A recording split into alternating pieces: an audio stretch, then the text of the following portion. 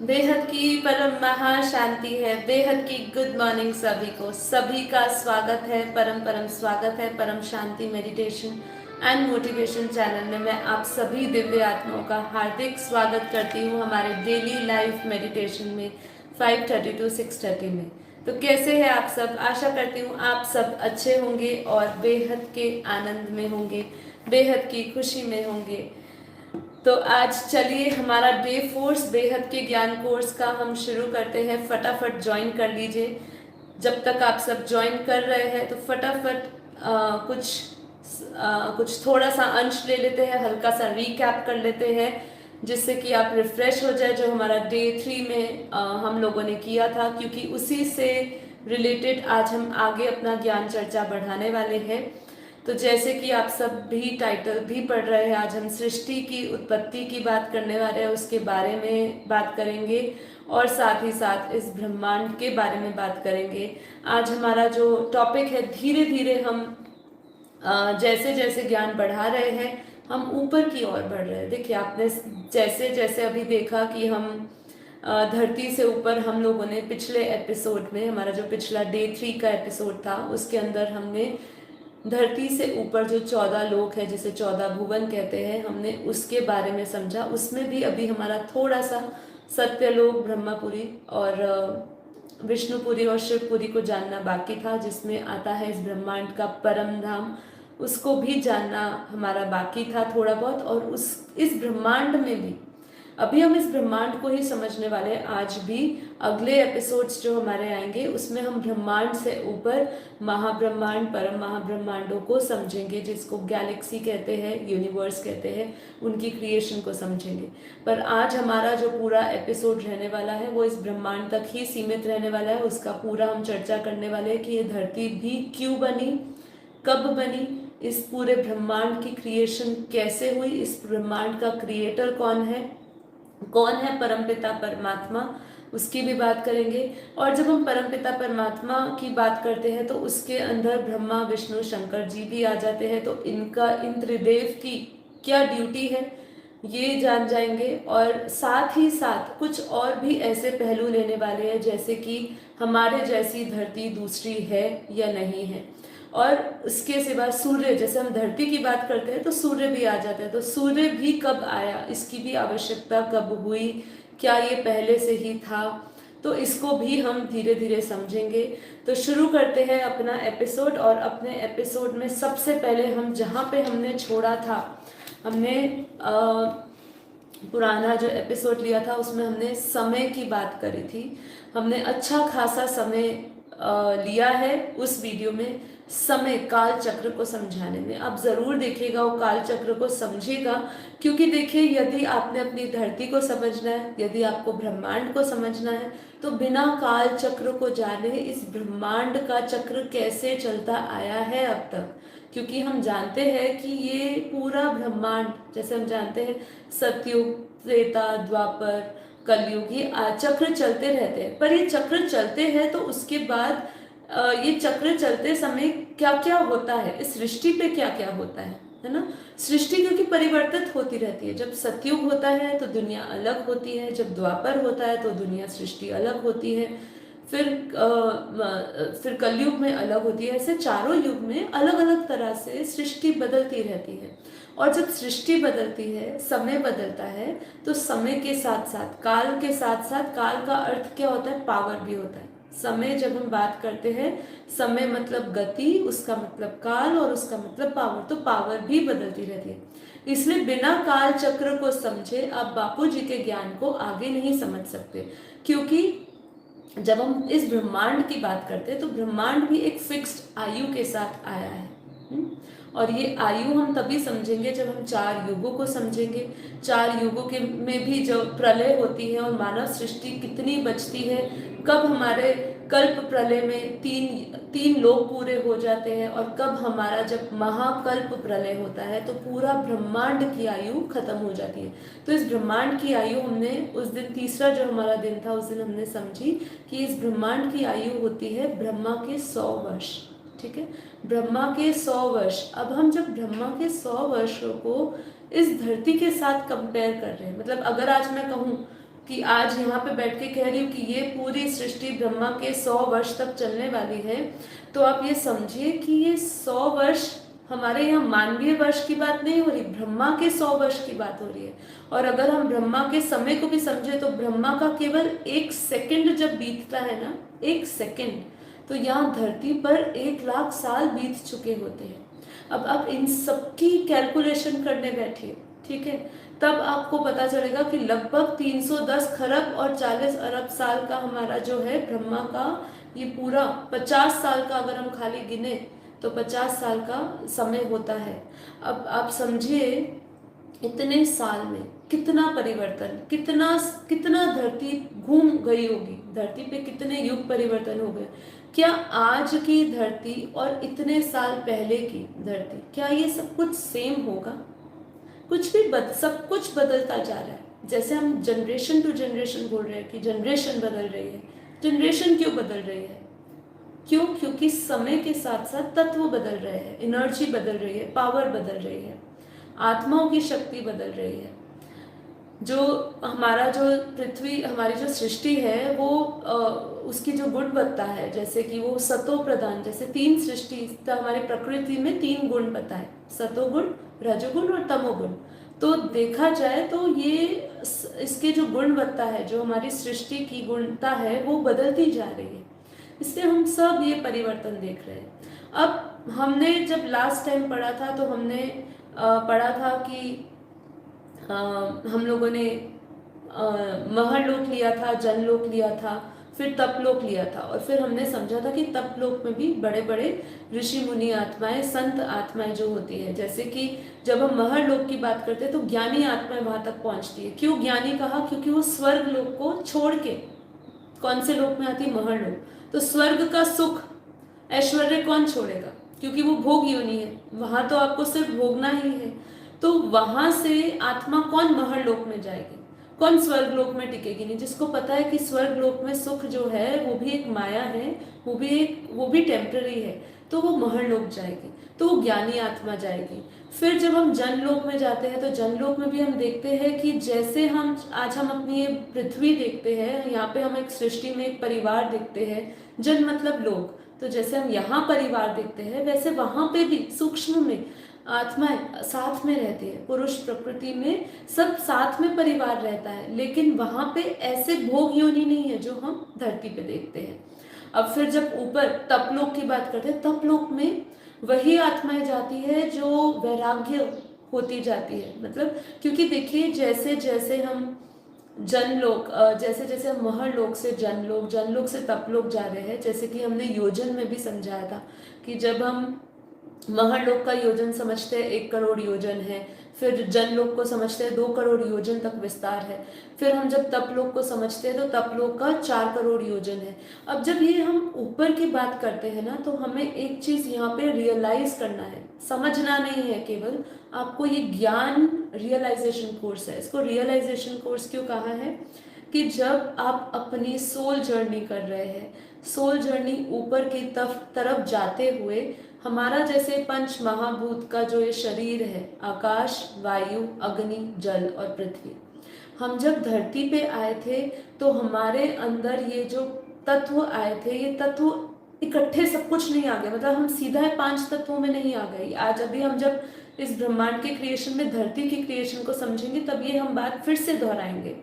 तो हम जब रियलाइज करें कि जब हम हायर डायमेंशंस की ओर बढ़ रहे हैं, तो हायर डायमेंशंस में हम जिन तत्वों का अभी भारीपन महसूस कर रहे हैं ना, जैसे जैसे ऊपर के आयाम में जाएंगे, जैसे कि हिमालय में जब ऋषि मुनि तपस्या करते हैं तो वो साइलेंस की पावर में होते हैं। जब उनके अंदर राग, द्वेष, ईर्ष्या ये सब से वो परे चले जाते हैं, सृष्टि के मोह से वो परे चले जाते हैं, ये देह के मोह से परे चले जाते हैं, तो उनके अंदर जो आकाश और वायु तत्व है धीरे धीरे बढ़ता जाता है, और जो स्थूल हमारे जल तत्व है धरती और मिट्टी, ये तत्व धीरे धीरे हल्के होते जाते हैं।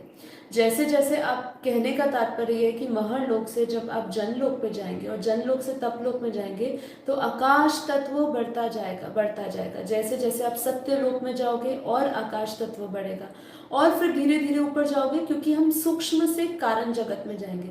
तो कारण जगत क्या है? कारण जगत हमारा विष्णु लोक को हम कारण जगत कहते हैं। हमारे ये ब्रह्मापुरी तक थोड़ा अंश मात्र हमें माया दिखती है, मतलब ब्रह्मापुरी में भी माया है। बापूजी ने अपनी वीडियो में बताया कि अंश मात्र में भी माया होती है ब्रह्मापुरी में। और अगर माया से परे, मतलब जब विष्णुपुरी जाते हैं तो वहां से माया हमारी खत्म, लुप्त हो जाती है। तो वहां पे कारण जगत बोला विष्णुपुरी को। तो सत्य लोक में भी हमारे 3 तत्वों की दुनिया होती है, पर तत्व बिल्कुल हल्के होते जाते हैं, बिल्कुल हल्के। तो सबसे पहला प्रश्न यहाँ पे एक आएगा, क्या सत्यलोक और ब्रह्मापुरी एक है? तो नहीं जी, नहीं। सत्यलोक और ब्रह्मापुरी दोनों अलग है। सत्यलोक जो है वो ब्रह्मापुरी की नीचे की लेयर है। और जब हम कहते हैं सप्त ऋषियों ने, अभी हम इसकी भी धरती की फॉर्मेशन की बात करेंगे कि कैसे उसकी उत्पत्ति हुई, तब हम समझेंगे कि जब सप्त ऋषियों ने बनाया, 7 लोक बनाए, तो उसके अंदर वो ब्रह्मापुरी से नीचे ये 7 लोक थे। हाँ, तो ये धरती के ऊपर ये 7 लोक थे। तो ये हमें समझना है। तो सत्य लोक में सत्य दुनिया थी। सत्य लोक का जो आवरण है, सत्य लोक का जो एक घेरा है, वो घेरा और ब्रह्मापुरी दोनों में थोड़ा सा अंतर है। ठीक है, अब इसके ऊपर आते हैं विष्णुपुरी में। विष्णुपुरी में जिसे वैकुंठ धाम भी कहते हैं, जिसको गोकुल धाम भी कहते हैं। तो यहाँ पे जब गोकुल धाम कहते हैं, जो भी कृष्ण भक्त होते हैं, जो विष्णु को मानते हैं, तो वो कहाँ जाते हैं? उनकी गति कैसे होती है? जैसे हम हमेशा बात करते हैं अंत मते सो गति। तो अंत मते सो गति में जो भी कृष्ण को मानने वाले होते हैं, विष्णु को मानने वाले होते हैं, नारायण को मानने वाले होते हैं, जो भी विष्णु के अवतार हुए वो उनको मानते हैं, तो वो विष्णुपुरी में जाते हैं। यहाँ पे बापूजी ने एक चीज बहुत ही वंडरफुल बताई थी अपनी एक वीडियो में, जब मैं उनकी वीडियो सुन रही थी, कि जहाँ पे गोकुल की बात हुई है ना, ऐसे महागोकुल भी है।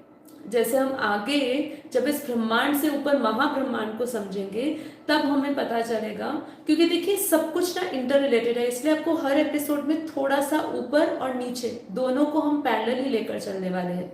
तो यहाँ जो विष्णुपुरी की बात हो रही है, कई शास्त्रों में ऐसे जो इंसिडेंट्स की बात करी है, कोई ऐसी वाक्य आई है जहाँ पे उन्होंने गोकुल धाम का वर्णन किया, तो वो कहीं कहीं पर महागोकुल धाम है, मतलब महाविष्णु के अंदर भी महागोकुल धाम बोला जाए, कि यहाँ पे सब अपनी अपनी दुनिया बनाए रखे। इसको हम समझने की कोशिश करते हैं यहाँ हद की दुनिया से। सबका घर अलग अलग है, सब अपने अपने दायरे में रहते हैं, अपने अपने घर में रहते हैं।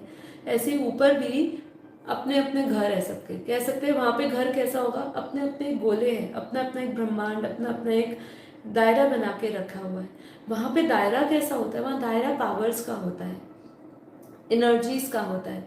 मतलब वहाँ आपको ऐसे सूक्ष्म बाउंड्रीज नहीं दिखेगी पत्थर दीवारों की, वहाँ पे एनर्जी के घेरे हैं, गोले हैं, वो अलग अलग गोले अलग अलग एनर्जी के हैं। तो ऐसे विष्णुपुरी में, जिसको कारण जगत कहा गया, वहाँ पे हल्का परम तत्व होता है। विष्णुपुरी में हल्का परम तत्व होता है। विष्णुपुरी में 50% परम तत्व की दुनिया और 50% तीर्थ तत्वों की दुनिया, हल्के परम तत्व की दुनिया होती है वहाँ पे। अब कई लोग जो पहली बार आ रहे हैं वो समझे कि ये परम तत्व क्या है।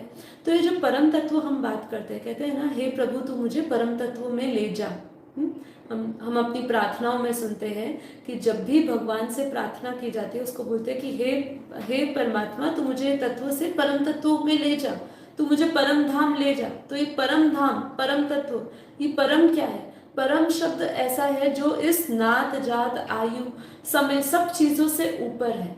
ठीक है, तो उससे ऊपर ले जा, ये रिफाइन पार्ट है। रिफाइन, जब आप किसी भी चीज को रिफाइन करते हो, उसकी प्योरिटी की तरफ जाते हो, तो ये हमारी तत्वों की प्योरिटी है, जिसको हम परम तत्व कहते हैं। जैसे जैसे हम ऊपर जाएंगे हमारा परम तत्व का शरीर होगा, ये 3 तत्व भी खत्म हो जाएंगे। तो परम तत्व का शरीर कहाँ से शुरू होता है? विष्णुपुरी से, विष्णु लोक, जिसको वैकुंठ भी कहते हैं। तो जितना भी वहां पे भी आज कृष्ण और राधा का, वहाँ पे भी राधा का लोक है। जैसे जैसे ऊपर जा रहे हैं ना हम, वहाँ पे दुनिया बहुत अलग है, आप उसको कल्पना भी नहीं कर सकते। मतलब हमारे जो हम कथाएं, जो अपने इतिहास देखते हैं ना, जब हम अपने पुरानी कथाएं देखते हैं तब हमें थोड़ा पता चलता है कि जैसे कहते हैं वहाँ रास लीला होती है। तो ये सब जो है, ये सब आज भी ऊपर सूक्ष्म दुनिया में ऐसी दुनिया है। और इसका प्रमाण सिर्फ हमारे बापूजी ये ज्ञान के द्वारा नहीं दे रहे, इसका प्रमाण बहुत लोग बोल रहे हैं कि ऊपर सूक्ष्म दुनिया मौजूद है, ऊपर भी लोग हैं जिसको वो परग्रही भी कह देते हैं, भूत प्रेत की भी योनि कह देते हैं, तो सूक्ष्म लोग भी कह देते हैं, अलग अलग नाम से कारण जगत भी कह देते हैं। मतलब वहां पे जैसी जैसी पावर वैसी वैसी दुनिया, वैसे वैसे आत्माएं। ठीक है, जो आत्माएं हल्की होती है, पावरफुल होती है, वो ऊपर के लोक में रहती है, वो ऊपर तक जाती है। और कई कई आत्माएं ऐसी होती है जो धरती लोक पर तक ही सीमित रहती है, जो काम क्रोधी लोभी मोही होती है। ऐसे कितने एग्जाम्पल्स हमें भी लोगों ने दिए। लोगों ने कितना कहा कि एक भाई था जो हमारे ज्ञान में भी चलता था, उन्होंने हमें बताया कि उनका जो बेटा था वो विष्णु भक्त थे, बहुत बहुत उनकी भक्ति बहुत ही कड़ी थी विष्णु के प्रति। और जब वो छोटी उम्र में ही उनका बच्चे का देहांत हो गया, लगभग शायद 25-30 साल के अंदर ही अंदर होंगी उनकी उम्र उस लड़के की। और जब वो चले गए तो वो अपने अपने पिता के स्वप्न में आए और उन्होंने कहा कि अपने पिता से बोला कि तुम रो मत, मैं अच्छी जगह पे पहुंच गया हूँ, मैं विष्णुपुरी में हूँ, अभी मैं विष्णुपुरी में हूँ, वहां पे बैठा हूँ, वहां दुनिया बहुत अच्छी है, तू मेरी चिंता ना कर। तो ऐसे वाक्य हुए हैं।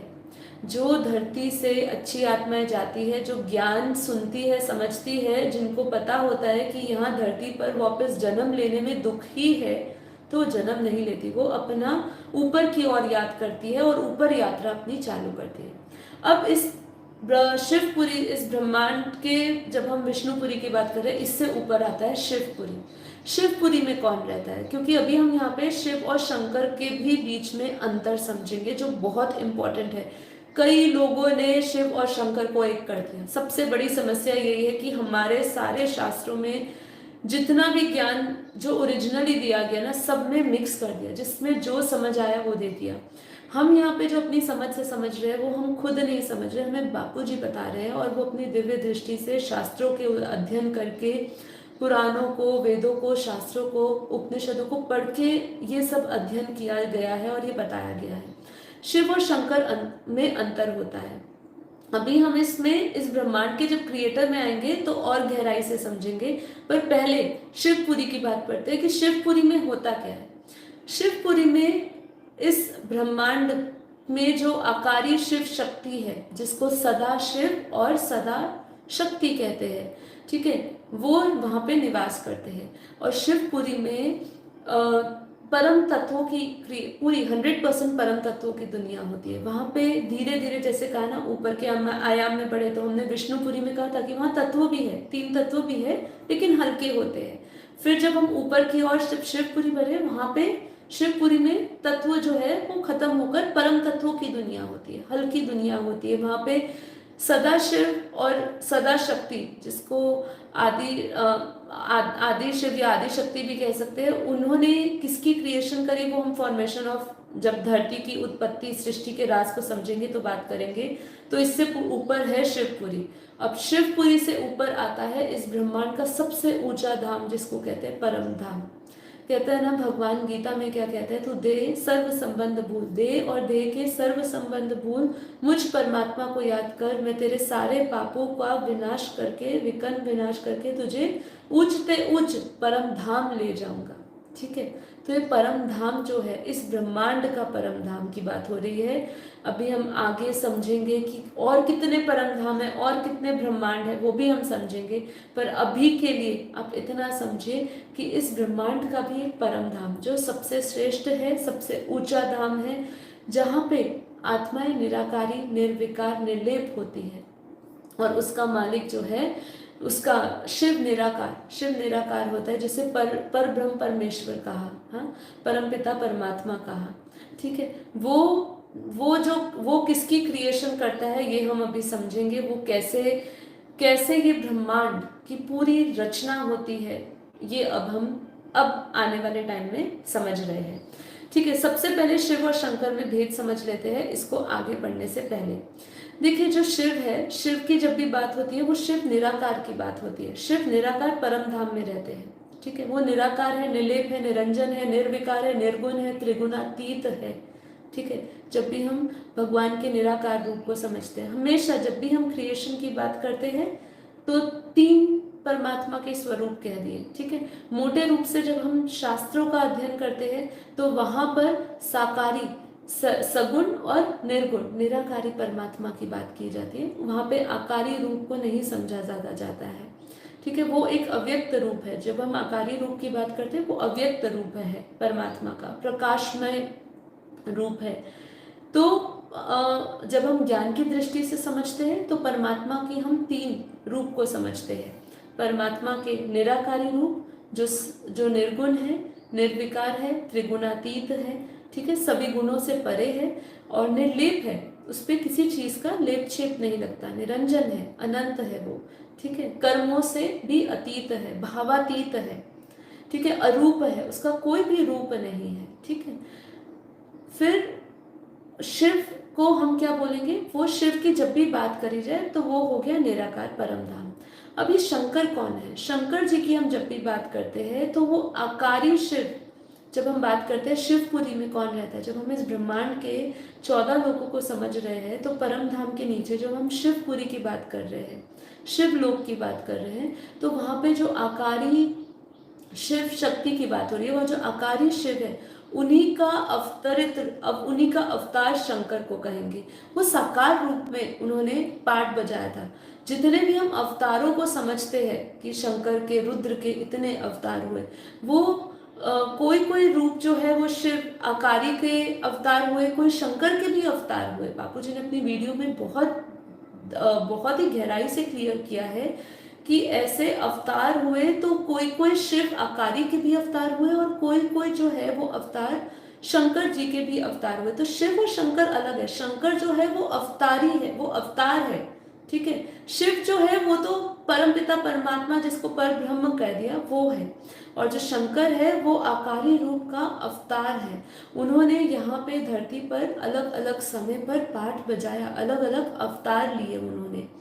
और जब भी बात होती है शंकर की, ठीक है, आज भी शंकर, जैसे कैलाश मानसरोवर में देखा जाए तो बापू जी ने बताया कि आज भी शंकर भगवान शंकर अपने पूरे परिवार के साथ मौजूद है कैलाश पर्वत पे, मानसरोवर में, जहाँ लोग जाते हैं रथ यात्रा में जाते हैं मानसरोवर में, वहां पे कैलाश पर्वत पे आज भी भगवान शंकर अपने पूरे परिवार के साथ, गणेश कार्तिकी के साथ वहाँ सूक्ष्म रूप में रहते हैं और कई आत्माओं को वहाँ पे अनुभव भी होता है।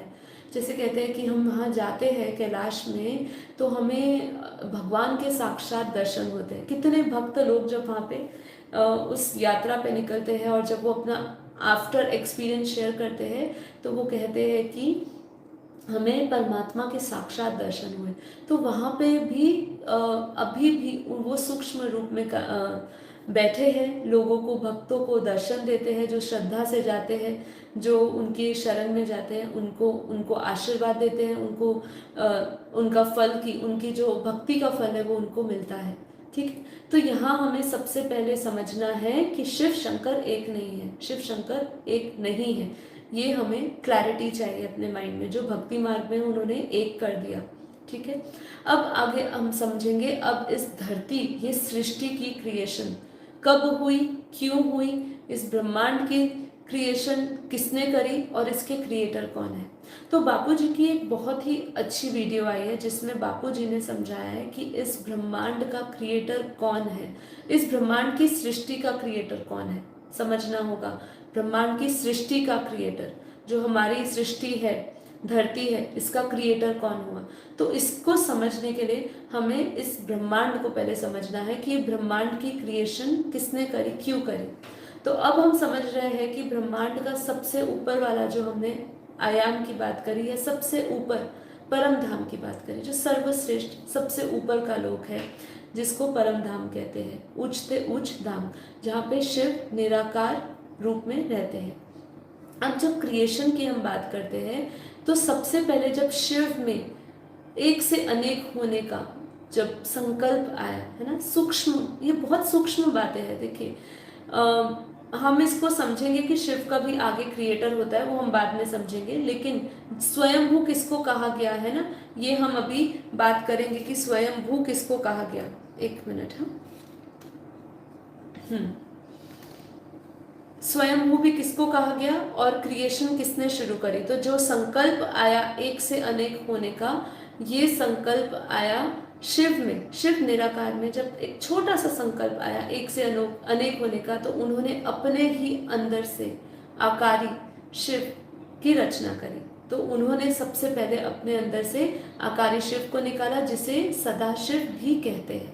ठीक है, आदि शिव कहे, सदाशिव कहे, उन्होंने अपने भीतर से सदाशिव निकाला। और फिर सदाशिव ने आकारी शिव ने अपने अंदर से शक्ति निकाली। ठीक है, जिसको सदा शक्ति कहेंगे। अब जब यहाँ पे ये क्रिएशन हुई आकारी में, फिर सदाशिव और सदा शक्ति ने अपने अंदर से कंबाइंड रूप से उन्होंने विष्णु निकाला। ठीक है, विष्णु।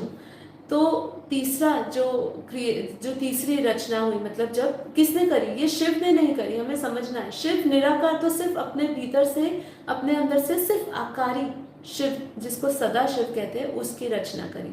लेकिन सदा शिव ने सदा शक्ति को निकाला, और सदा शिव और सदा शक्ति ने मिलकर विष्णु को निकाला। और हम सभी जानते हैं अपने ज्ञान में और शास्त्रों में कि कहा कि ब्रह्मा जो विष्णु की नाभि से ब्रह्मा निकले। तो ब्रह्मा, विष्णु कौन है, वो लक्ष्मी और नारायण का कंबाइंड रूप को विष्णु कहते हैं। लक्ष्मी नारायण के कंबाइंड रूप को विष्णु बोला, और उनकी नाभि से ब्रह्मा निकला।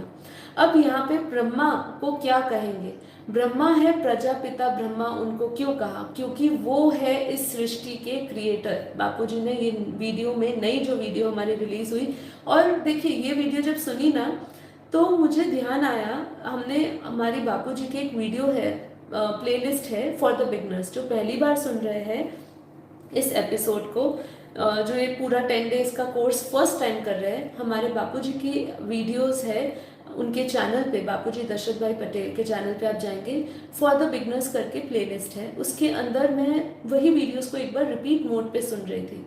तो ये जो बापूजी ने आज कहा ना, ये चीज़ अगर हमें अभी नहीं समझ आई थी, इसलिए बापूजी ने शायद इस पे वापस भार डाला होगा। लेकिन वो जो पुरानी वीडियो थी, मैंने उस वीडियो में समझा कि उस वीडियो में भी बापूजी ने कहा है कि प्रजापिता ब्रह्मा ही वो क्रिएशन करता है। किसकी क्रिएशन करता है, वो जो सप्त ऋषि बोले, सबसे पहले जो 7 परम पुरुष, अपने जैसे ही ब्रह्मा ने अपने समान ही 7 परम पुरुष, जिसे सप्त ऋषि कहे, जिन्होंने नीचे 7 लोक बनाए, उनकी क्रिएशन करे। ठीक है, तो ये बापूजी ने पहले भी कहा था, कितने साल पहले, 8 साल, हम वो पुरानी वीडियोस को देखे जो लगभग 10 साल पुरानी होगी, तो वो वीडियोस को देखे, तब भी बापूजी ने कहा। तो ये हमें समझना है कि जो शिव है वो निर्गुण निराकार है, वो परमपिता परमात्मा परब्रह्म परमेश्वर कहा, लेकिन वो नहीं क्रिएशन करता है। जो सृष्टि की क्रिएशन होती है, वो तो क्रिएशन सिर्फ प्रजापिता ब्रह्मा करता है। तो प्रजापिता ब्रह्मा ने अपने जैसे 7 परम पुरुष निकाले। फिर वो 7 परम पुरुष जो थे, उन्होंने अपने अंदर से परम प्रकृति निकाली। ठीक है, तो ये जो 7 परम प्रकृति निकाली और जो 7 परम पुरुष थे, ये कैसे थे, ये परम तत्व के थे। अब हम धीरे धीरे ब्रह्मांड में सृष्टि कब बनी, इस पे हम धीरे धीरे आने वाले हैं। अब मैंने बीच में आपसे एक प्रश्न पूछा था कि क्या शिव, जिसको निर्गुण निराकार परब्रह्म परमेश्वर कह रहे हैं, निराकार जो परम धाम में रहते हैं, क्या वो स्वयंभू है? स्वयंभू कौन है? तो स्वयंभू वो नहीं है। स्वयंभू, बापूजी की वीडियो सुनते सुनते उन्होंने मुझे उसमें क्लैरिटी हुई कि शंकर को स्वयंभू कहेंगे, उनके माता पिता नहीं होते हैं। ठीक है, वो आपने कभी शंकर के माता पिता नहीं देखे होंगे, वो आकारी शिव में से निकले, लेकिन हमारे शास्त्रों में उनके माता पिता कोई नहीं बताए गए हैं। ठीक है, तो उसको स्वयंभू कह दिए, लेकिन वो भी आकारी शिव, सदा शिव से ही निकले, लेकिन उनको स्वयंभू कहेंगे। शिव जो है इस ब्रह्मांड का जो परम पिता परमात्मा जिसे परब्रह्म परमेश्वर कहा, उनका भी क्रिएटर है। ठीक है, वो हम आगे आने वाले एपिसोड में समझेंगे। अभी हम उसकी चर्चा नहीं कर रहे कि शिव का क्रिएटर कौन है, लेकिन शिव को बनाने वाला भी है कोई। शिव निराकार जो है उसका उसका भी कोई क्रिएटर है, हम उसको बाद में जानेंगे। तो अब वापस हम आते हैं अपने सृष्टि की क्रिएशन को समझने के लिए कि 7 परम पुरुष बने। परम पुरुष ने अपने अंदर से प्रकृति निकाली, परम प्रकृति निकाली। तो बिल्कुल इसकी जो क्रिएशन थी वो कैसी थी? परम तत्वों की क्रिएशन थी।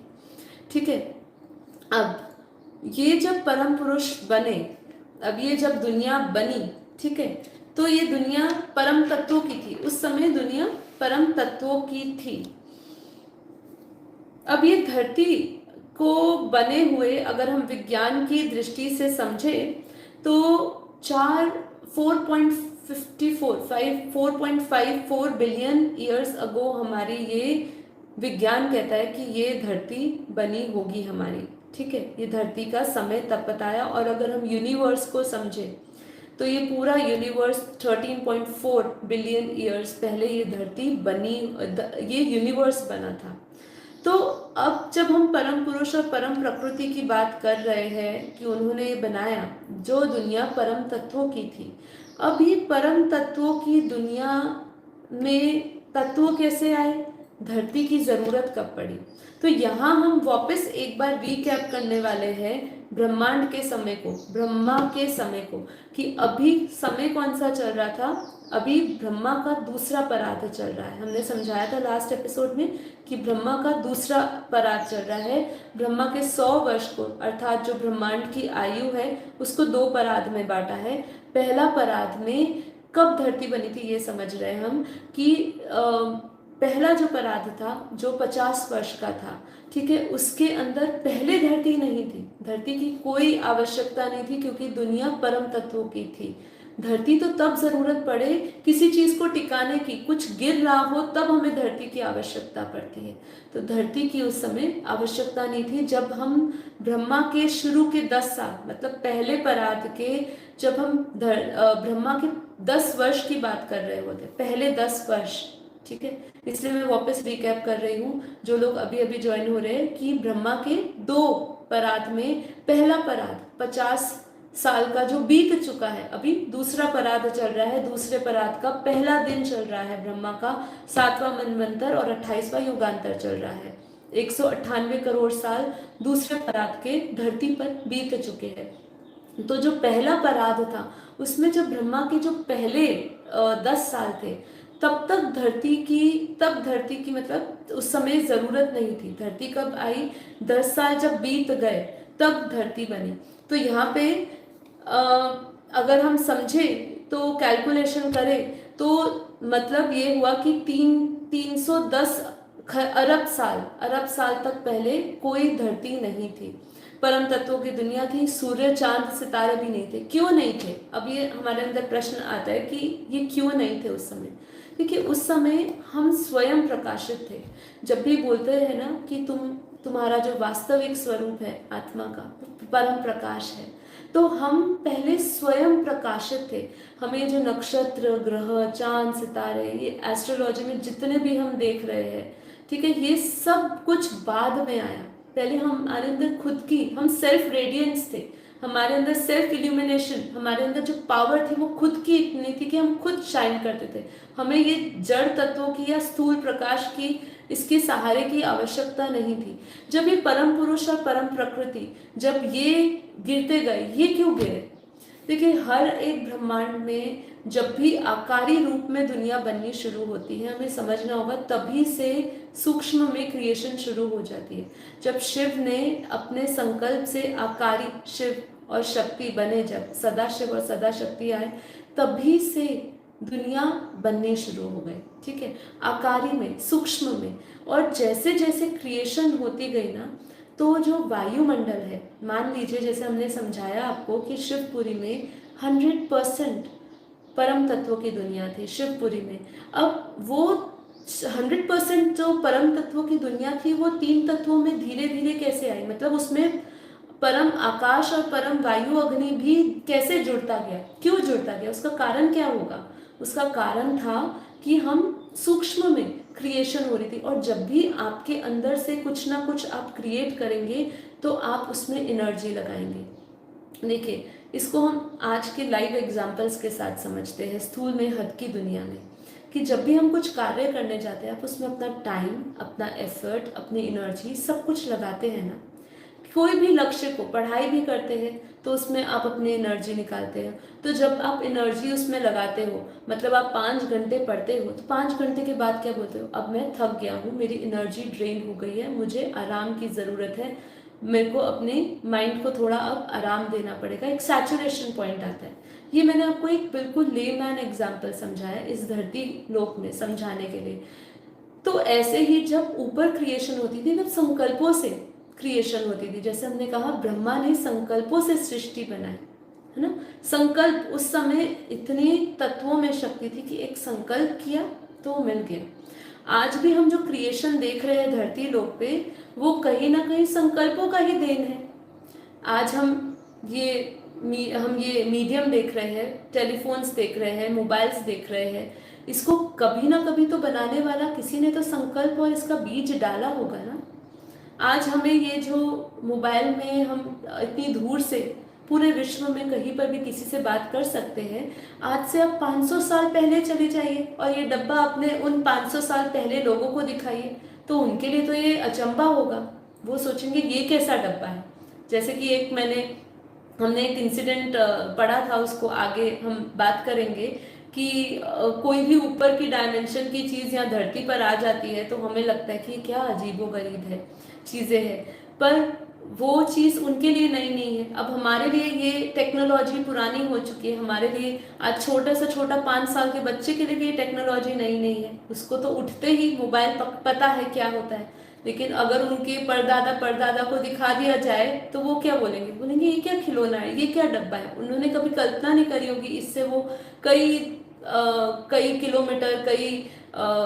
किलोमीटर दूर समुद्र पार आप किसी से बात कर सकते हो, किसी को देख सकते हो। ठीक है, तो ये सब पहले भी हुआ। जैसे हमने रामायण में भी देखा कि रावण के पास जो विमान था वो मन की गति से चलता था। उसमें भी बैठने वाले जो लोग थे वो जैसा आकार बदल देते थे, जैसे ही उस पर आप चढ़ते थे, जो विमान था, कहा जाता था कि उनके रावण का जो विमान था उस पर जैसे ही चढ़ते थे उसका मन आकार बदल लेता था वो। ठीक है, तो ये सब शक्तियां पहले थी। आज उसको ना समझ आए और आप उस पर यकीन ना करें, इसलिए मैंने आपको जितना हो सके स्थूल एग्जाम्पल दे रही हूँ कि ये सब चीज़ें आज भी होती आई है। और शायद आने वाले समय में भी हम जब टेक्नोलॉजी का इतना विशाल रूप देखेंगे आने वाले शायद 1 साल 2 साल में, तो हमें अचंभा होगा कि भाई पहले तो लोग इधर से उधर जाने में हवाई जहाज की कल्पना भी नहीं कर सकते थे। आज हम एरोप्लेन्स देख रहे हैं, हेलीकॉप्टर्स देख रहे हैं, गाड़ियां देख रहे हैं। अब धीरे धीरे जब हमारे रिसोर्सेज पूरे हो रहे हैं तो हम देखेंगे आने वाले टाइम में कि हाइड्रोजन से चल रही है, यूरेनियम से चल रही है, पता नहीं कौन कौन से तत्वों से, कौन कौन सी एनर्जी से हम अपने ये जो विकास होता जा रहा है, हम अपने व्हीकल्स को चलते हुए देखेंगे। तो ये सब जो है संकल्पों का खेल है। अब ये हमने स्थूल सृष्टि में समझा, ऐसे ही ऊपर भी ऊपर तो संकल्पों की शक्ति और जबरदस्त होती है, क्योंकि ऊपर से जब नीचे आए तब तो संकल्प पावरफुल थे, एनर्जी थी, पावर थी, आत्माओं में पावर थी। तो उस समय क्रिएशन कर करके जो परम पुरुष, परम प्रकृति थे, वो अपने अंदर से वही परम पुरुष प्रकृति की जितनी भी रचना थी, धीरे धीरे वो ही देवी देवता बनने लगे। तो वही देवी देवता, 33 कोटि देवी देवता कहो या जितने भी थे, वो सभी 3 तत्वों में आने लगे। इसलिए हमने जब स्वर्ग लोक में समझाया कि देवी देवताओं का शरीर कैसा था, 3 तत्वों का था, आकाश, वायु, अग्नि। अब जब ये पूरे देवी देवता नीचे गिर रहे थे तब जरूरत पड़ी कि ये गिरते हुए कहाँ टिकेंगे। जब आप समझे पूरी एक स्पेस है, क्योंकि जितनी भी क्रिएशन हुई वो हमारी कब हुई, जरूरत के अनुसार हुई है। देखिए, जब जिस की जरूरत पड़ी है तब क्रिएशन हुई है उसकी। जब हम खुद ही इतने प्रकाशित थे तो सूर्य की जरूरत नहीं थी। जब हमें धरती की जरूरत नहीं थी क्योंकि हम परम तत्वों में थे, परम प्रकाश में थे। अब जब जैसे जैसे देवी देवता नीचे गिरने लगे, वही परम पुरुष, परम प्रकृति जब अपनी पूरी रचना जो क्रिएशन उनसे होती गई, उन्होंने भी अपने जैसे और क्रिएट करे, और वो क्रिएशन भी जैसे जैसे अलग अलग संकल्पों से क्रिएट किया, धरती बनाई उन्होंने, अलग अलग अपने अपने ब्रह्मांड बनाए, अपनी अपनी क्रिएशन करी, पेड़ पौधे बने, जितने भी उन्होंने क्रिएशन सूक्ष्म सूक्ष्म से करे, सूक्ष्म तरीके से करे, संकल्पों से करे, उनकी एनर्जी लॉस होती गई और वो देवी देवता बन गए। और वही देवी देवता गिरते गिरते गिरते गिरते इस मनुष्य रूप में आ गए। और जब ये देवी देवता गिरने लगे तब 5 तत्वों की तब ये धरती को बनाया गया। अब जब ये धरती शुरू शुरू में बनी थी, लगभग ब्रह्मा के 10 साल के बाद, ब्रह्मा का जो पहला परात था उसका 10 साल बीतने के बाद, ठीक है, मतलब समझ लीजिए अगर हम कैलकुलेशन करें तो ब्रह्मा के 40 पहले परात के 40 साल पहले लगभग धरती बनी है। तो तब धरती भी हल्की थी, उसका जो तत्व था, उसका जो रेशो था, उसके अंदर जो कॉम्पोजिशन है, आकाश, वायु, अग्नि, जल, धरती, वो हल्के थे। ऐसी स्थूल जड़ हम जो मिट्टी और जल तत्व देख रहे हैं, ऐसी तमो प्रधान दुनिया नहीं थी उस समय, सतो प्रधान दुनिया थी, उस समय बनी ही थी। उस समय भी जो देवी देवता थे वो भी हल्के थे, जैसी सृष्टि वैसी रचना थी, जैसे इसलिए कहते हैं यथा ब्रह्मांडे तथा पिंडे। तो वो ही, उसके बाद भी क्रिएशन तो रुकी नहीं, क्योंकि क्रिएशन होती गई। जैसे कि आज आप कहीं पर नई जगह पे जाते हैं तो आपका उस तरफ आकर्षण रहता है। मान लीजिए मैं फर्स्ट टाइम कहीं सिंगापुर जाऊंगी तो मेरा आकर्षण उधर बना रहेगा, मुझे वहाँ पे सब कुछ नई और सब कुछ अच्छा लगेगा, और जो कुछ भी अब तक मेरे पास होगा वो उसमें मुझे तृप्ति नहीं होगी, और मुझे ऐसा लगेगा कि ये एकदम नई चीज़ मिली। ऐसे बच्चे को कोई नया खिलौना भी मिल जाए तो पुराना खिलौना छोड़ के नए खिलौने की ओर आकर्षित होता है। ऐसे जब नीचे गिर रहे थे तो बापूजी ने अपनी वीडियोस में बताया कि उनको भी रियलाइज नहीं था कि उनकी पावर डाउन हो रही है। ये सब कुछ इतना फास्ट क्रिएशन के टाइम हो रहा था, उनको एहसास ही नहीं हो रहा था। और जिनको एहसास हो गया होगा तो वो आत्माएं कहीं ना कहीं ऊपर के लोकों में रुक कर गई होगी। इसलिए बापूजी ने कहा जितनी दुनिया हम धरती पर देख रहे हैं इससे अनंत गुना जितनी पॉपुलेशन हम धरती पे देख रहे हैं इससे अनंत गुना पॉपुलेशन सूक्ष्म जगत में है, ऊपर आकारी दुनिया है, वहाँ पे दुनिया बसी हुई है, ठीक है। तो वही देवी देवता मनुष्य बने, धरती बनाई गई। अब जब धरती बनाई तो धरती जब बनाई उस समय भी उस शक्तियाँ थी, उस समय भी सूर्य एकदम नहीं बनाया गया। जब देखा कि जब जब धीरे धीरे देवी देवता गिरते हुए घोर अंधेरे की ओर बढ़ता जा रहा है, तत्व एकदम और भारी होते जा रहे हैं, तब सूर्य बनाया गया। उससे पहले तो उनमें खुद ही शक्तियां थी, वो अपने ही प्रकाश से पूरे ब्रह्मांडों को, पूरी जगहों को जगमगाते थे। फिर धीरे धीरे सूर्य बनाया गया। सूर्य बनाया तो कहते हैं, हमारे शास्त्रों में भी इसका वर्णन किया है और बेहद के ज्ञान में भी हमें समझाया है कि पहले समय ऐसा था कि सूर्य जो था वो धरती के चक्र लगाया करता था, क्योंकि जो सूर्य की रोशनी थी वो केवल धरती तक को ही चाहिए थी। मतलब आगे जो ऊपर के जो 7 लोग थे उनको प्रकाश की आवश्यकता नहीं थी। प्रकाश की आवश्यकता केवल जो थी वो धरती तक ही सीमित थी, धरती को ही चाहिए था प्रकाश, क्योंकि धरती ही घोर अंधेरे में सारी की सारी जो भी रचनाएं गिर रही थी वो धरती पर गिरती हुई घोर अंधेरे में जा रही थी। पर धीरे धीरे जैसे जैसे समय बीतता गया वैसे वैसे संकल्पों से जैसे जैसे क्रिएशन होती गई, तत्व जड़ होते गए, तो आगे आने वाले समय में ऐसा है कि जितना भी तब सारे ऊपर के लोगों को भी प्रकाश चाहिए था। तब हम कहते हैं कि सूर्य के आगे पीछे सारे जो ग्रह है वो सब उसके इर्द गिर्द घूमते हैं, क्योंकि कहते हैं कि यहाँ से जो प्रकाश है, सूर्य का प्रकाश है, वो सिर्फ ब्रह्मपुरी तक ही जाता है, इससे ऊपर नहीं जाता है, ठीक है। तो ये पूरा क्रिएशन हुआ। और आज हम जब नर्क की बात करते हैं, जब 55 करोड़ नर्क या धरती के नीचे 7 लोक ऊपर समझ लिए, धरती के नीचे 7 लोक भी है, जिसको अतल, वितल, सुतल, तलातल, रसातल, महातल, पाताल, तो जो 7 पाताल लोक है नीचे, वो क्यों बने? जब यही मनुष्य, यही देवी देवता जब मनुष्य बने और यही मनुष्य और घोर अंधकार में बीतते हुए और डाउन होती गई इनकी पावर। यही जो थे पशु समान बन गए, यही राक्षस बन गए, यही दानव बन गए, और यही जो है धीरे धीरे नर्क बने, और वहां पर भी हम उनकी दुनिया, राक्षसों की या दानवों की दुनिया देखते हैं। आत्माएं एकदम उनकी शक्तियां एकदम क्षीण हो गई, और वो एकदम लोएस्ट क्वालिटी में चली गई और लोएस्ट डायमेंशन में चली गई। उसके बाद हम देखते हैं अपने धरती के आसपास भी जो पत्थर के समान जो हम एस्ट्रॉइड्स को घूमते हुए देखते हैं, ये बापूजी ने ज्ञान में हमें समझाया कि यही 55 करोड़ नर्क है। तो देखिए, ये पूरा एक ब्रह्मांड का क्रिएशन जो निराकारी शिव से चालू होता है, परम धाम से, और फिर ये पूरी धरती की क्रिएशन हुई। इसको अगर और आपने कुछ जो अंश छूट गए हो, आप बापूजी की वीडियोस देखना, इसमें बापूजी की धरती की क्रिएशन के ऊपर पार्ट 1 पार्ट 2 करके 2 वीडियोस है, जिसमें आप और कुछ जो पहलू रह गए होंगे वो आप गहराई से समझेंगे। तो अब इस सृष्टि का क्या, अभी हमने सृष्टि समझी, इसकी क्रिएशन समझी। अब जब शिव भी, ये ब्रह्मांड की, हमने बोला कि इस ब्रह्मांड की भी आयु होती है। महाकल्प प्रलय होता है तो ब्रह्मा का 100 वर्ष पूरा हो जाता है, और ये एक कल्प पूरा हो जाता है, ठीक है। ब्रह्मा का एक दिन पूरा होते ही एक कल्प पूरा होता है, ब्रह्मा के 100 वर्ष पूरे हो जाते हैं।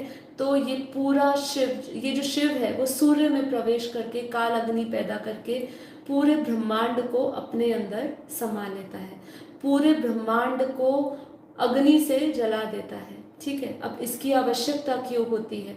जैसे कि हमने समझा कि जब उन्हीं की क्रिएशन, जो ये जो प्रजापिता ब्रह्मा ने जो एक क्रिएशन करी, ये पूरी क्रिएशन जब तमो प्रधान बन जाती है, ठीक है, तब शिव देखता है कि अब उसके कंट्रोल में ये पूरे, वैसे तो कंट्रोलिंग पावर किसको दी है? ब्रह्मा जो है वो क्रिएशन करते हैं, पालना विष्णु करते हैं, और शंकर विध्वंस करते हैं। जब उनके तीनों से ये पूरी सृष्टि हाथ में नहीं रहती है, उनके कंट्रोल में नहीं रहती है, क्योंकि इनको भी, ब्रह्मा विष्णु शंकर जी को भी इनकी भी कौन है? आदि शक्ति है, आदि शक्ति भी इनको चलाती है। तो जब देखते हैं कि ये सब नहीं चलता है, तो आदि शक्ति जब देख लेते हैं कि ये सब इनके हाथ से निकल गया, तो शिव को वो डायरेक्शन देते हैं, और जो शिव है वो क्या करते हैं? काल अग्नि पैदा करते हैं, सूर्य में प्रवेश करके पूरे ब्रह्मांड को काल अग्नि से भर देते हैं, और पूरा ब्रह्मांड उनमें समा जाता है। उसको बोलते हैं महाकल्प प्रलय। अब महाकल्प प्रलय तो हो गई, और अब हम देखते हैं कि महाकल्प प्रलय के बाद भी वापस सृष्टि बनती है। अब जब शिव अपने अंदर पूरी नेगेटिविटी समेट लेता है, तो वो भी जीव समान बन जाता है। जब कहते हैं ना शिव ही जीव बन गया, तो क्यों बन गया? शिव जीव कैसे बन सकता है? क्यों बना? इसीलिए बना, इसका ही आंसर इसी के अंदर है कि जब पूरे ब्रह्मांड की शक्ति खत्म हो जाती है और वो पूरे नेगेटिव ब्रह्मांड को अपने अंदर समा लेता है, तो उसके अंदर जो नेगेटिविटी आ जाती है उसके अंदर, वही शिव जो है वो जीव बन जाता है। अब जब वो नया ब्रह्मांड बनाता है, तो वो ब्रह्मांड किससे शक्ति लेगा? तो अब यहाँ से हमारा शुरू होता है आगे का ज्ञान, जो हम अगले डे 5 में डिस्कस करने वाले हैं, इस ब्रह्मांड से ऊपर का ज्ञान। जैसे कि हमारे शास्त्रों में कहा गया है कि प्रतिपल अनंत ब्रह्मांड बनते हैं और बिगड़ते हैं। तो प्रतिपल अनंत ब्रह्मांड बनते और बिगड़ते हैं, तो ये कौन से ब्रह्मांड है? इनका क्रिएटर कौन है? और ये शिव की जब हमने बात करी, तो जब शिव जीव समान हो जाता है, तो शिव किससे शक्ति लेकर वापस ब्रह्मांड की क्रिएशन करता है? ये सुनने के लिए, ये जानने के लिए आपको बेहद के ज्ञान के कोर्स की 5th डे के एपिसोड का इंतज़ार करना पड़ेगा, ठीक है। तो आज हम अपना एपिसोड डे 4 का बेहद के ज्ञान का कोर्स का यहीं पर ही समाप्त करते हैं। आशा करती हूँ अब तक के जो 4 एपिसोड्स हमने डिस्कस करे, आप ये पूरी जर्नी, एटलीस्ट अपनी आत्मा की जर्नी, इस धरती से लेकर अपने इस ब्रह्मांड की बात जब हम करते हैं तो आप समझ पाए होंगे। क्योंकि देखिए, ये जो ब्रह्मांड है, सबसे पहले ये ब्रह्मांड में वापस क्लैरिटी करूं कि ये एक सौर मंडल है। ये जो हम अपने बेहद के ज्ञान से जब भी हम ब्रह्मांड की क्रिएशन की बात कर रहे हैं, तो एक सौर मंडल की बात कर रहे हैं। हमारा ब्रह्मांड जो है एक प्रकाश वर्ष का है। देखिए यहाँ पे एक इम्पॉर्टेंट क्वेश्चन रह गया, सॉरी मैं आगे के 2-5 मिनट और ले लेती हूँ, कि क्या हमारी जैसी धरतियाँ और है, ये प्रश्न लोगों के अंदर आता है। हम इस ब्रह्मांड की बात कर रहे हैं, इसलिए इसको भी हम इसी में ले लेते हैं कि जी हाँ, हमारे जैसे ऐसे अनंत ब्रह्मांड है, जो हम अगले एपिसोड में समझेंगे। और हमारा जो ब्रह्मांड, हमारी जो धरती है, ऐसी धरती भी और भी ब्रह्मांडों में धरती है, और ब्रह्मांडों के अंदर ब्रह्मा विष्णु शंकर सब कुछ है। थोड़ा सा तत्वों का आगे पीछे है, लेकिन जैसी हम समांतर धरतियां अपनी जैसी देख रहे हैं, सबसे नज़दीक की धरती कौन सी है वो भी हम अगले एपिसोड में जानेंगे। क्योंकि जब हम अनंत ब्रह्मांडों की बात करेंगे, पैरेलल यूनिवर्सेस की बात करेंगे, गैलेक्सियों की बात करेंगे, तब हम इस धरती का भी ये पोर्शन को कवर कर लेंगे। ठीक है, तो चलिए वेट करिएगा अगले एपिसोड की, डे 5 की, जो हम थर्सडे करने वाले हैं। तो आज के लिए इतना ही। इस एपिसोड को ज़रूर फिर से दोहराइएगा, रिपीट करिएगा ज्ञान। जो पहली बार ज्ञान को सुन रहे हैं वो डे 1 से इस प्लेलिस्ट में जाइए। डे 1, डे 2, डे 3, डे 4 करके 4 एपिसोड्स हो गए आज को मिला के। तो वो अपनी जर्नी शुरू डे 1 से ही शुरू करिए। और बाकी जानकारी के लिए, यदि आपको ये ज्ञान में इंटरेस्ट जग रहा है, आपकी जिज्ञासा बढ़ रही है, तो हमारे मेन चैनल पे जाइएगा, और वहाँ पे लाइव मेडिटेशन अनंत रात को करवाते हैं, रोज़ 10 to 11, तो आप उसको भी ज्वाइन करिएगा। तो चलिए आज के लिए इतना ही। सभी आत्माओं को कोटि कोटि धन्यवाद। तो चलिए अब हम अपने शेष जो हमारे पास समय बाकी है उसमें हम योग करते हैं। तो आंखें बंद कर लीजिए और रिलैक्स हो जाइए।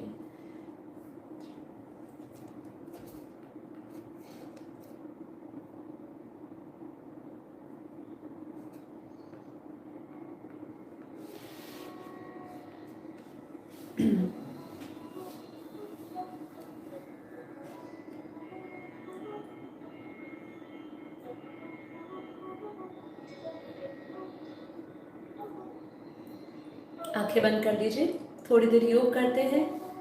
बहुत सारी हमने ज्ञान की चर्चा करी, उस ज्ञान की चर्चा को हमने सुन तो लिया, लेकिन उसको रियलाइज करना इक्वली इम्पॉर्टेंट है।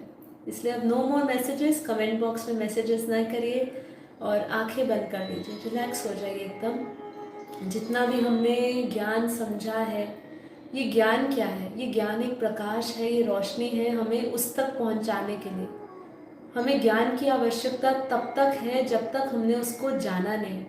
जिस दिन हम उसकी हर एक राज को जान जाएंगे, हर उसकी क्रिएशन को जान जाएंगे, उसकी हर एक प्लानिंग को जान जाएंगे, वहाँ पे हमारी खोज ही खत्म हो जाएगी। हमें लगेगा कि हमने सब कुछ पा लिया।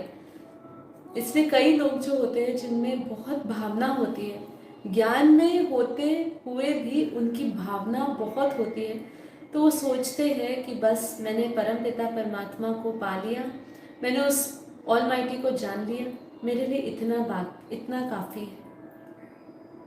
और वो आत्माएं जब अंत समय में, जब अंत घड़ी आएगी, तो उस समय में ऑटोमेटिकली उनके अंदर वो सब ज्ञान जो है वो वापस जो इमर्ज हो जाएगा। अगर मर्ज पड़ा है वो सब इमर्ज हो जाएगा। इसलिए चिंता ना करिए, ज्ञान को बस लॉजिकली, रीजनेबली ढंग से समझते जाइए। हर एक चीज़ की थोड़ी थोड़ी रीज़न को समझिए, उसके प्रमाण को समझिए, और धीरे धीरे आगे बढ़ते जाइए। और उसको फिर रियलाइज़ करिए कि जैसे हमें बेहद के ज्ञान में अभी ब्रह्मांड की यात्रा के समय हमें बताया कि हम ही परम पुरुष, परम प्रकृति के समान थे, हम ही, और वही देवी देवता और वही साकार रूप में आ गए। तो हमें बापूजी ने कहा है कि आपकी क्रिएशन तो बेहद के बेहद की दुनिया में हुई है, अभी हम सिर्फ इस ब्रह्मांड की क्रिएशन को समझे हैं, लेकिन जो बेहद पावरफुल है, जो बीज रूप आत्मा है, उनकी क्रिएशन तो 198 करोड़ साल हुई, किसी की 15 लाख साल पहले कोई आत्माएं आई, कोई 5000 साल पहले आई। तो वो अलग अलग समय पे आई हुई है, बस उसको रियलाइज करना है, अपने आत्मा स्वरूप को जागृत करना है, आत्म जागृति करनी है। और आत्म जागृति का केवल एक ही उपाय है, ये है ज्ञान। आत्मज्ञान ही आपको आत्मबोध कराएगा। आत्मबोध से आत्म जागृति होगी, आत्म जागृति से आत्म साक्षात्कार होंगे, और आत्म साक्षात्कार के साथ ही आप अपने उस परम पिता परमात्मा, अपने क्रिएटर को जान के उसमें अपने कैवल्य अवस्था में लीन होके उस तक पहुंच पाएंगे। तो इसलिए इसी चिंतन के साथ अपना सारा ध्यान अपनी आत्मा में केंद्र करें। अपना सारा स्ट्रेस, तनाव, चिंताएं सबको दूर कर दीजिए। मन को शांत करें। मन परम शांत अवस्था में हमेशा रहता है, रहना चाहिए उसको। लेकिन हम अननेसेसरीली व्यर्थ की बातों में, व्यर्थ का चिंतन करके अपना दुख क्रिएट करते हैं। वास्तव में दुख तो है ही नहीं, ना कुछ दुख है ना कुछ सुख है।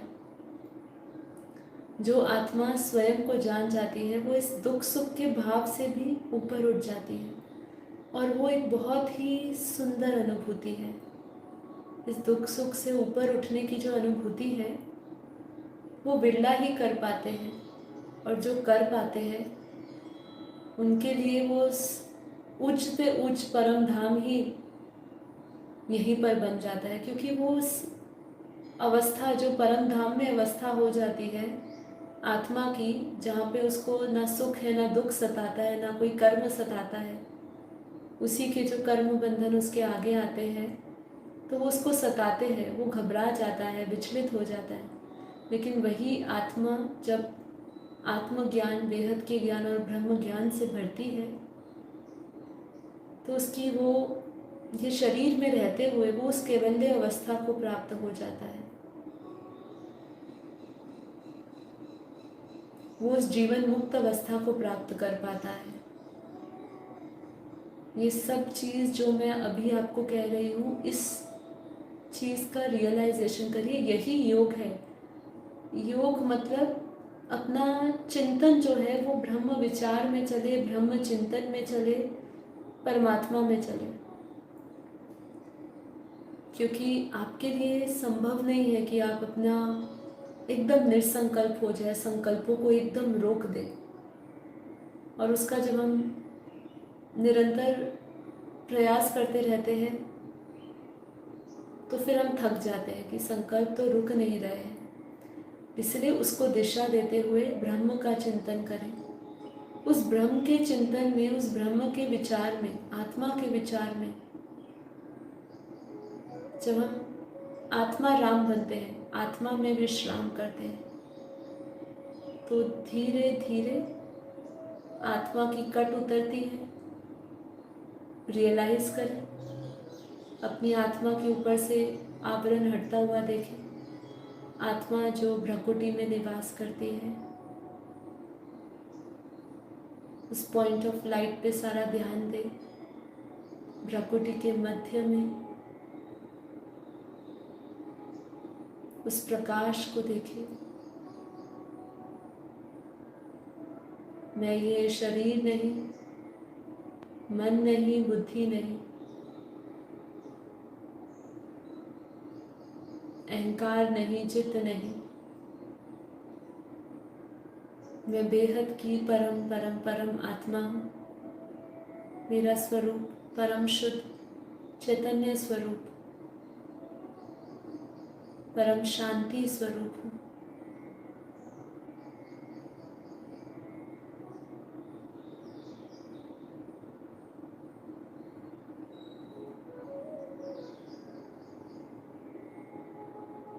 अपनी भ्रकुटी, अपने मस्तक से निकलता हुआ प्रकाश देखें।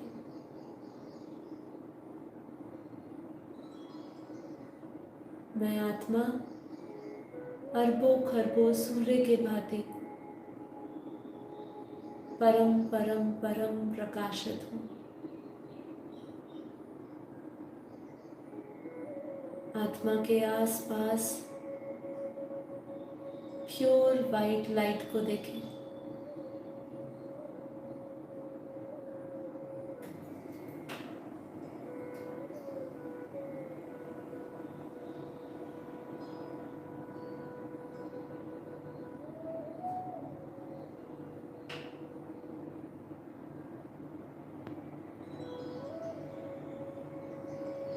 को गहरा करते जाएं, अंतर्मुखी होते जाएं, अपने भीतर की ऊर्जा को महसूस करते जाएं।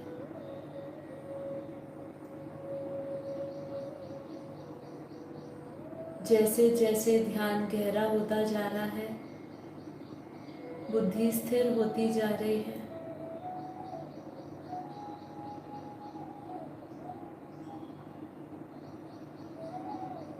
मन शांत होता जा रहा है,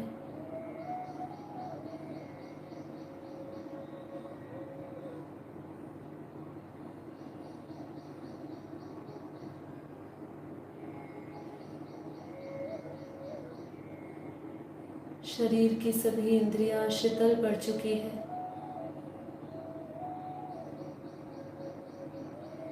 एकदम हल्का महसूस करें।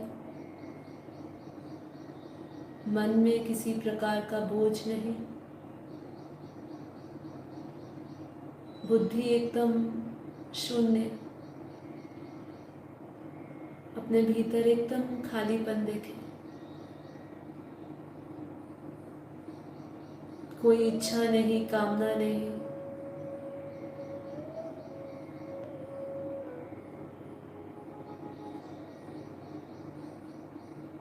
चित्त में पड़ी हुई सभी वृत्तियों का नाश होता जा रहा है। आत्मा के परम प्रकाश को, आत्मा की लाइट को पूरे शरीर में और इस शरीर से बाहर चारों ओर फैला हुआ देखें।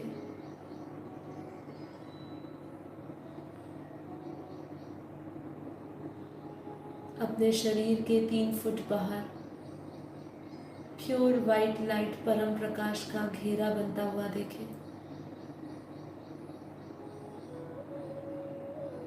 अपने आसपास के एनर्जी फील्ड को महसूस करें। हमारे आसपास का जितना भी क्षेत्र है वो हमारी ही आत्मिक शक्ति से भरता जा रहा है।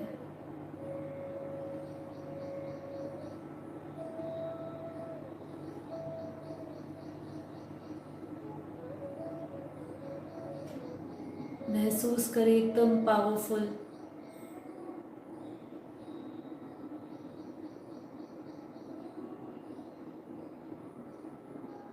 अपने परम प्रकाश के स्वरूप को देखें।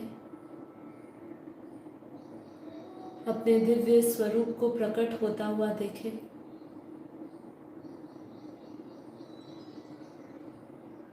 आत्मा के ऊपर से सभी आवरण धीरे धीरे हटते जा रहे हैं। जैसे जैसे आत्मचिंतन और आत्म अनुभूति गहरी होती जा रही है, वैसे वैसे ये शरीर का मोह, शरीर का अपनापन समाप्त होता जा रहा है।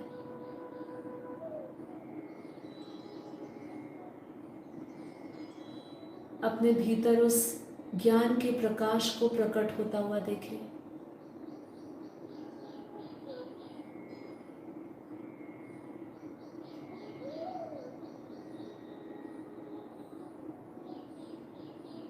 अपने भीतर ज्ञान का इतना प्रकाश देखें, आत्मा का इतना प्रकाश देखें कि आत्मा के ऊपर चढ़े हुए सभी आवरण, सभी कोश हटते जा रहे हैं।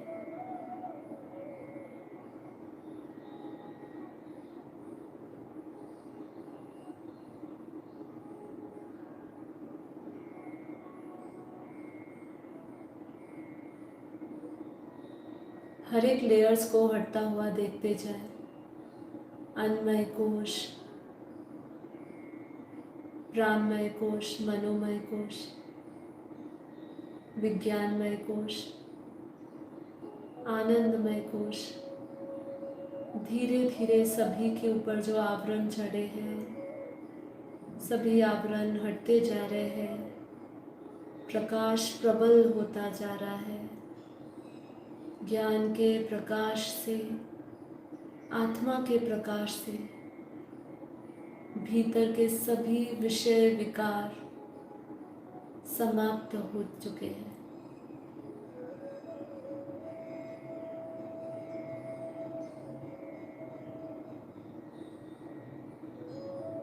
अपनी स्वयं की उस अवस्था का गहराई से अनुभव करें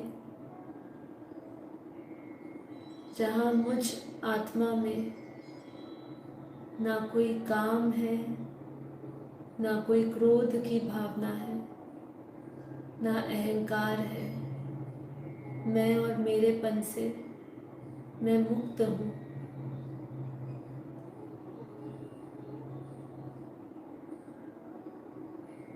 राग द्वेष से मुक्त हूँ। किसी से राग नहीं, किसी से द्वेष नहीं, किसी से लगाव नहीं, किसी से नफरत नहीं। अपनी उस परम अवस्था का अनुभव करें। उस वैराग्य को के बीज को अपने अंदर, उस उठते हुए वैराग्य के भाव को इस संसार के प्रति, इस शरीर के प्रति महसूस करते जाएं।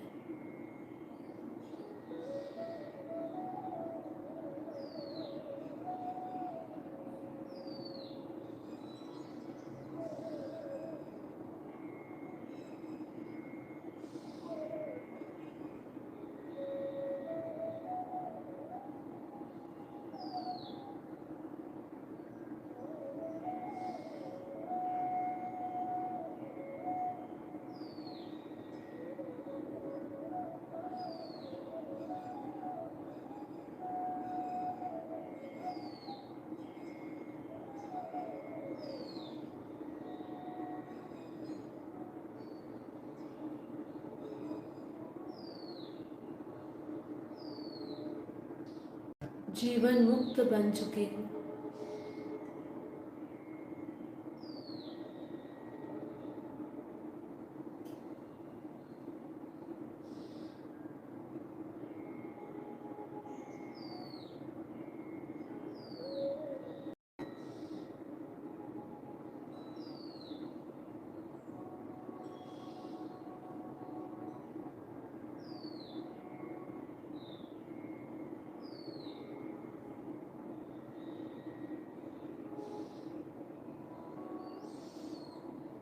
विजुअलाइज करें अपनी बुद्धि रूपी टीवी में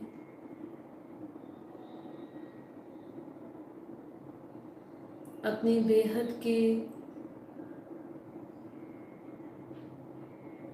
की दुनिया को देखें। जो दुनिया इस धरती से कई प्रकाश वर्ष दूर है। अपनी बुद्धि रूपी टीवी में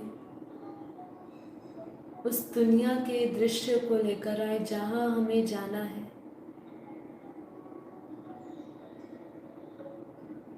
बेहद की कला के परम धाम।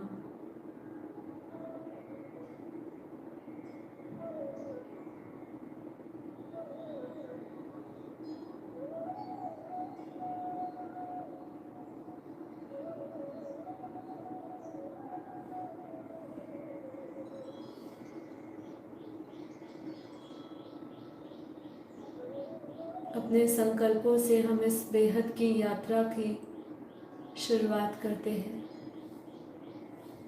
एक बार निश्चय करते हुए संकल्प करें कि मैं बेहद की आत्मा जीवन मुक्त, देह और देह के सर्व संबंध भूलते हुए इसी आत्म स्वरूप में स्थित होते हुए इसी अवस्था में ही रहते हुए अपने परम पिता परमात्मा को सरेंडर होती हूँ।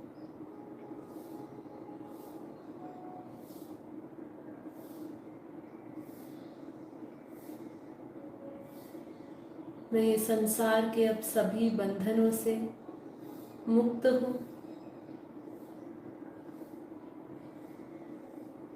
इसी संकल्प के साथ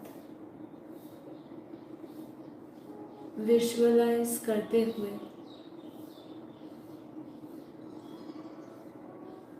संकल्पों से यात्रा इस धरती से ऊपर की ओर बढ़ते हुए अपने अंतर्वाहक शरीर, अपने फरिश्ते स्वरूप के साथ ऊपर की ओर जाते हुए इस धरती से ऊपर चांद सितारों की दुनिया में विजुअलाइज करते जाएं। अपनी बुद्धि में वो दृश्य को लेकर आए।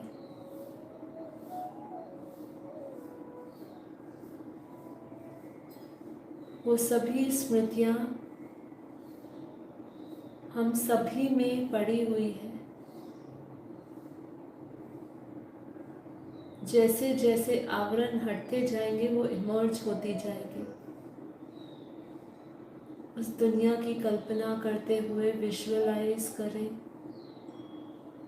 कि इस धरती की ग्रेविटी से परे वो चांद सितारों की दुनिया, नक्षत्रों की दुनिया, वो सूक्ष्म दुनिया कैसी है।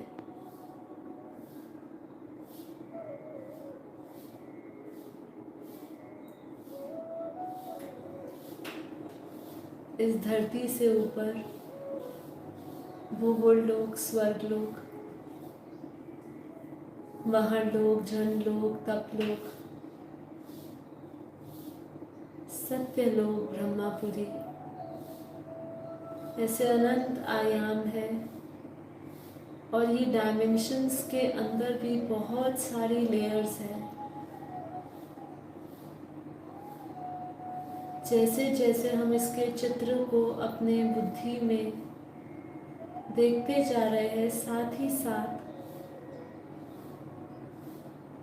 आप उस प्रत्येक आयाम के विचारों के साथ उस ऊर्जा से भी जुड़ते जा रहे हैं। महसूस करते जाएं जैसे कि आप वो दुनिया जी रहे हैं, वो दुनिया देख रहे हैं।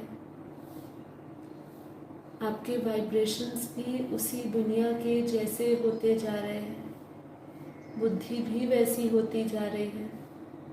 शरीर भी बदलता जा रहा है। जैसे जैसे हम सूक्ष्म की ओर बढ़ रहे हैं, वैसे वैसे हमारा शरीर, बुद्धि, सब कुछ सूक्ष्म होती जा रही है। धीरे धीरे हम ऊपर की यात्रा करते हुए मन बुद्धि से भी परे जाएंगे। आत्मा के स्तर को बढ़ता हुआ महसूस करते जाएं।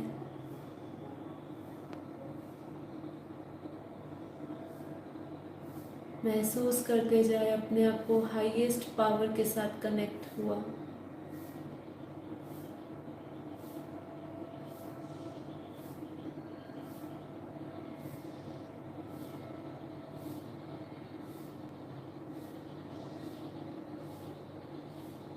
सत्यलोक से ऊपर ब्रह्मापुरी,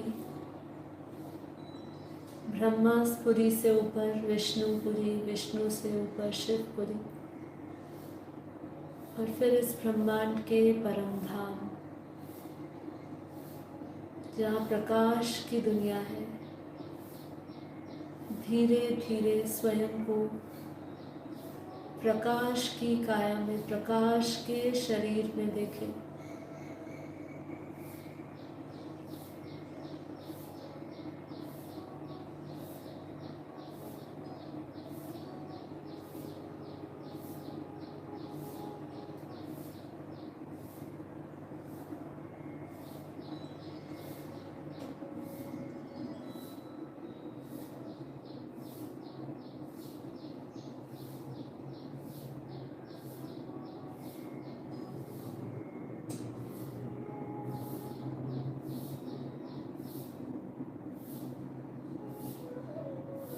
धीरे धीरे और ऊपर की ओर जाते हुए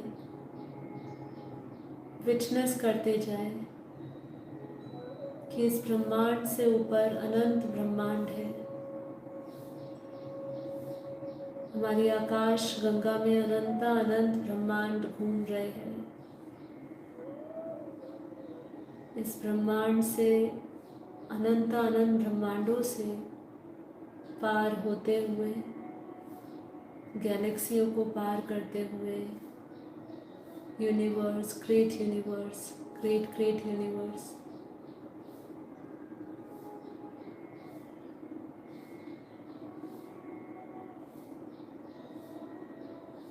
मल्टीवर्स, विटनेस करते जाइए सारी दुनिया को। और जैसे जैसे हम इसको विटनेस कर रहे हैं, वैसे वैसे हम उनसे गहराई से जुड़ते जा रहे हैं, उसकी ऊर्जा से जुड़ते जा रहे हैं। और धीरे धीरे इस मल्टीवर्स से ऊपर बेहद के अनंत ब्रह्मांड है। ये दुनिया अनंत विस्तार है। सार केवल वो परम पिता परमात्मा ऑलमाइटी अथॉरिटी बेहद के बाप है। विजुअलाइज करें बेहद की कला के परम धाम में, बेहद के परम प्रकाश की दुनिया देखें।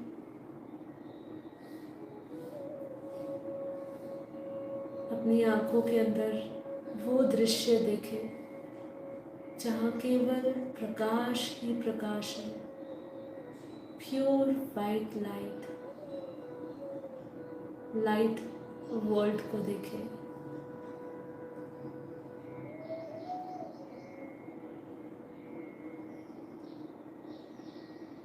वो दुनिया एकदम अलग है, अकल्पनीय है, अवर्णनीय है।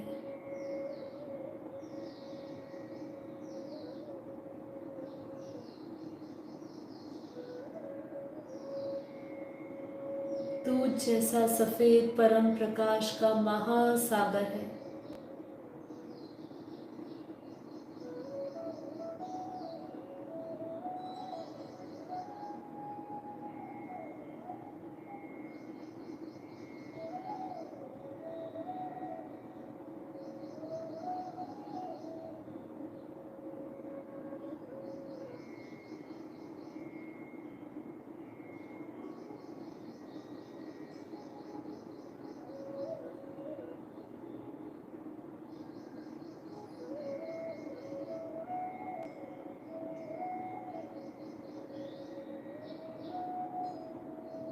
अब विजुअलाइज करें इस बेहद के परम प्रकाश के महासागर में बेहद के दादाजी के चित्र में विचित्र रूप को देखते हुए उनके मस्तक से परम प्रकाश अपने मस्तक में आता हुआ देखें।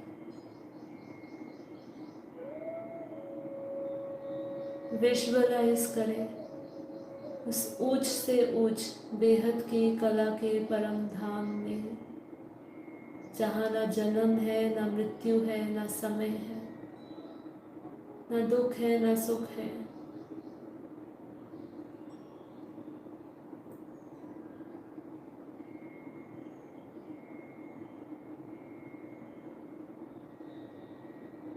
जो समय गति सभी से परे है, जो आवाज से परे है,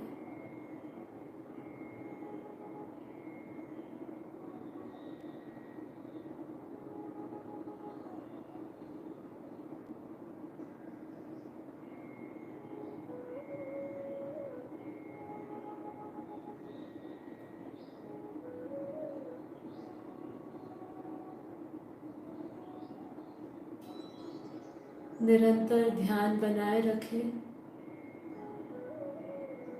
एक सेकंड भी आपकी दृष्टि से आपके परम पिता परमात्मा, आपके इष्ट भगवान अर्थात मुझ बेहद की आत्मा, बेहद के दादाजी के बेहद के चित्र में विचित्र रूप को देखते हुए उनसे आता हुआ मस्तक से अपने मस्तक में प्रकाश ले रही हूँ। अपने मस्तक में देखें,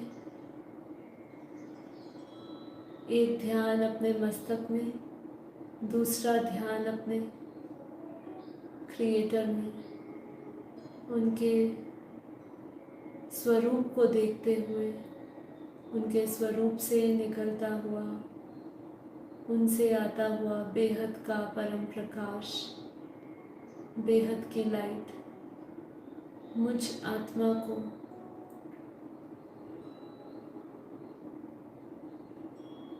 प्रकाश से भरती जा रही है। परमात्मा शक्तियों को अपनी भ्रकुटी में महसूस करें।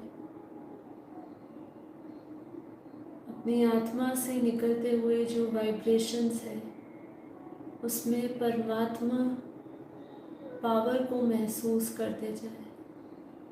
उसमें बेहद की पावरफुल शक्तियों को, पावरफुल लाइट को महसूस करते जाए, महसूस करते जाए। जैसे हम हवा को महसूस करते हैं, उसके स्पर्श को, उसके गंध को, वैसे ही आत्मा उस दिव्य अनुभूति से गुजर रही है जहाँ वो परम पिता परमात्मा के छत्र छाया में उनके दिव्य प्रकाश को लेती हुई, उस अमर तत्व को लेती हुई, उस अमरता का अनुभव करती हुई, उस दिव्यता का अनुभव करती हुई अपने रोम रोम में, हर एक कण में परमात्मा शक्तियों को महसूस कर सकती है। महसूस करते जाए।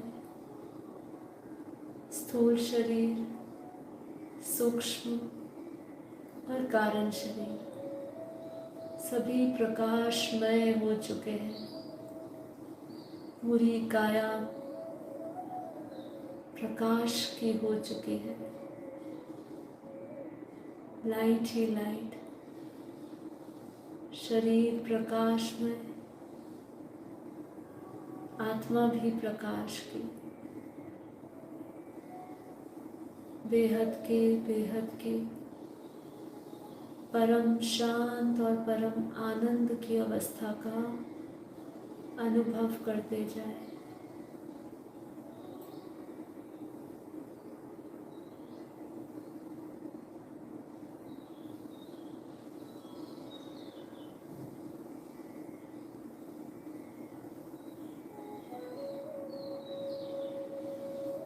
मैं अपनी वाणी को विराम देती हूँ।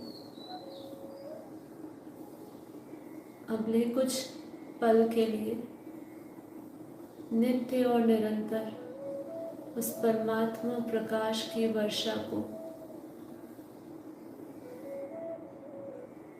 अपने ऊपर आता हुआ महसूस करते जाए। उस अविनाशी शक्तियों को महसूस करते जाए और उस परम शांति में खोते जाए। बेहद के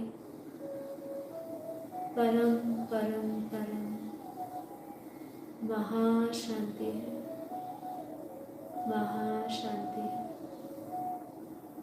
महाशांति है।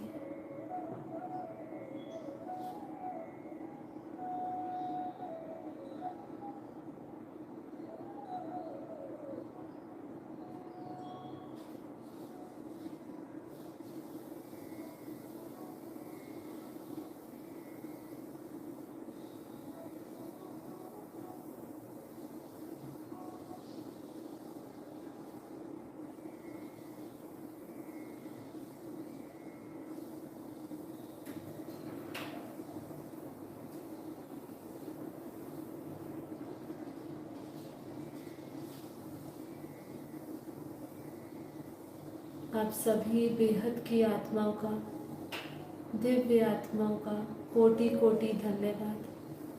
माँ बापू जी को कोटि कोटि नमन।